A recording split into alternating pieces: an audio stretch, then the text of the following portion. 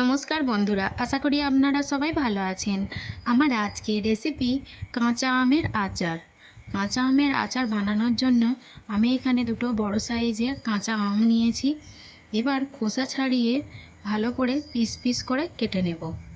আমি কিন্তু গোটা আমটা পিস পিস করে কাটবো না, কিছুটা আম রেখে দেব যেটা গ্রেট করে দেব।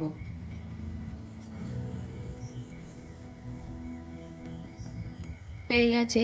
এবার আমি আচারের জন্য একটা মশলা বানাবো।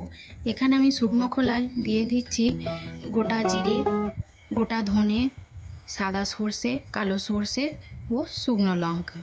সব কিছু হালকা ভেজে গুঁড়িয়ে নেব।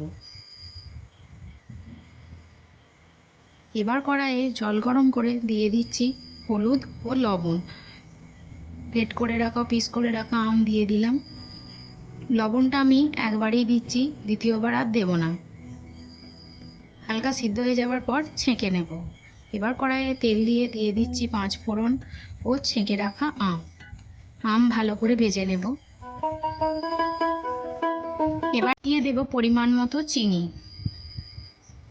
আমের সাথে চিনিটা নাড়াচাড়া করলে জল বেরিয়ে আসবে, সেই জন্য আমি নতুন করে জল দেব না।